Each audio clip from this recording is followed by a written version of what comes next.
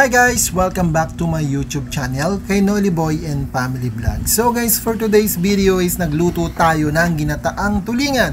Yan po ang ating recipe for today. So guys, bago ang lahat, magpapasalamat muna tayo sa mga nanonood at sa manonood pa nitong ating video. So guys, kung nagustuhan mo itong ating video, paki-like naman and then subscribe ka na rin sa aking channel para updated ka sa aking pang mga bagong videos. So guys, tara, start na tayong magluto. Mag-start na tayo. Ang una nating ilalagay sa ating kawali ay yung ating mga talong. So yan, ilagay lang natin na ganyan. Para hindi masunog yung ating isda na ating gagataan. So yan, ilagay lang natin ng ganyan. Then next, lalagay natin yung ating fish. So guys, ang gamit nating fish ngayon sa ating gagataan is yung tulingan. In-slice na natin yan. Bali, 3 piraso yan. So, iuna natin dito yung ating mga head na isda. Yan, ilagay lang natin dyan sa pinakailalim. So, yan.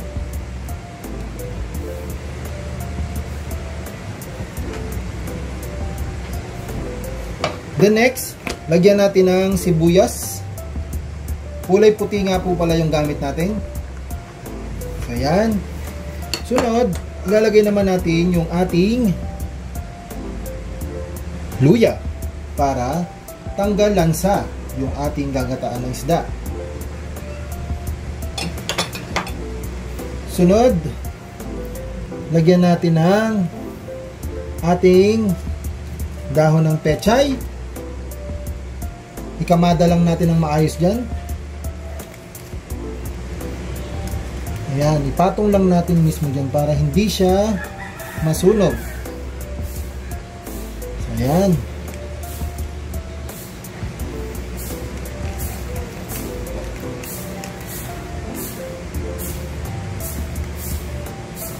Sunod, lalagyan natin ng ating sibuyas.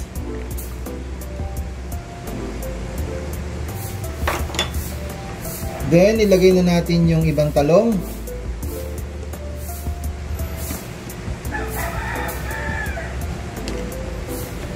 So, ganyan lang guys yung ginagawa ko para sa ating gagataan. Then, ipatong uli natin yung ating ibang fish. Ipatong na natin lahat.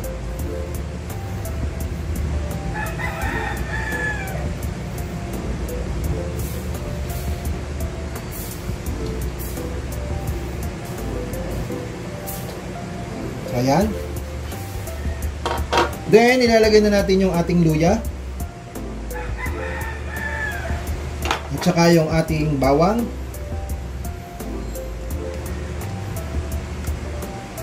Then, yung ating sibuyas. Lalahat na natin guys.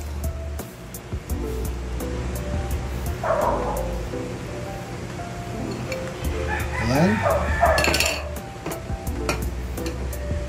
Then, lalagyan natin ng kamatis. Yan.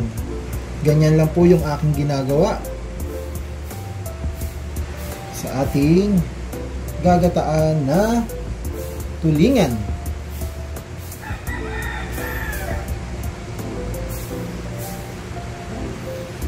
Tsaka guys, yung ating 4 na sili, lalagay na rin natin sa pinakaibabaw.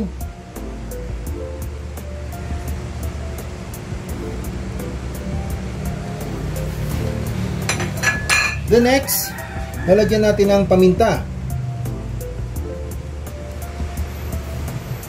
Yan.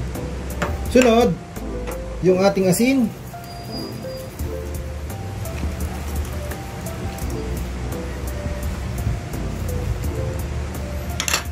The next, yung ating seasoning.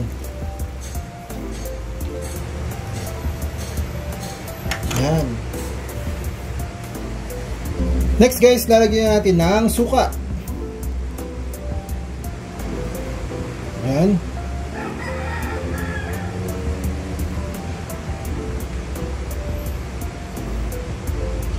3 spoon na vinegar.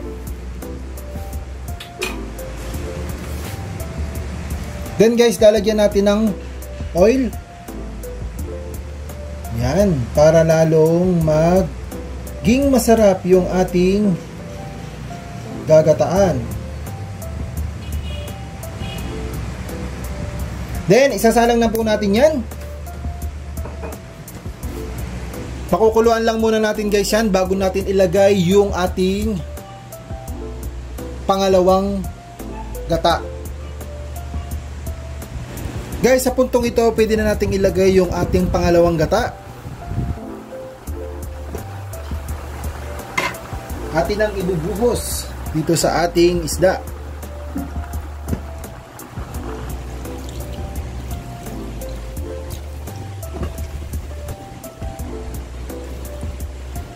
Yan, tapos pakuluan ulit natin. So ganyan lang kadali guys ang pagluluto ng ginataang tulingan. Hayaan lang natin maluto yung ating mga ingredients.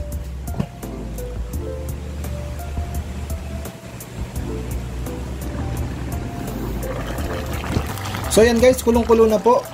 So pwede na nating isunod yung ating purong gata.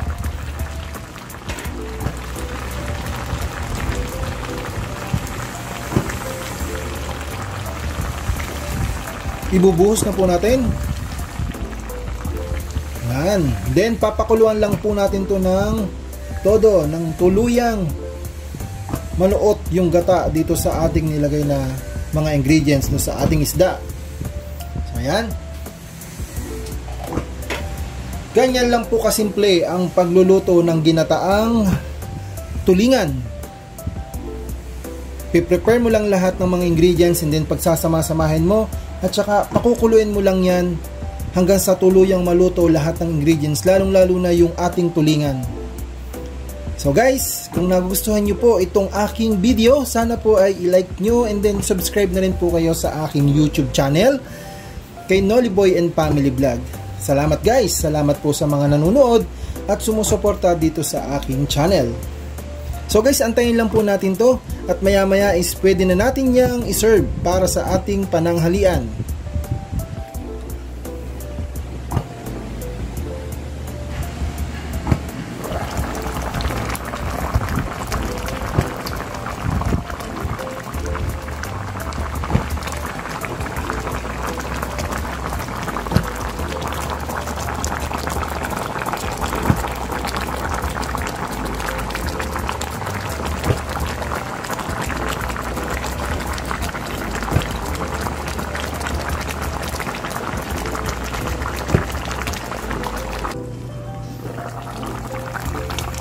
So yan guys, okay na po yung ating ginataang tulingan. Ready to serve na po ito.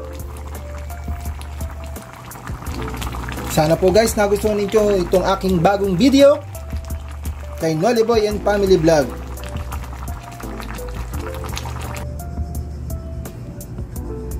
So guys, ito na po yung ating final look ng ating recipe for today, yung ating ginataang tulingan. Done na po tayo guys.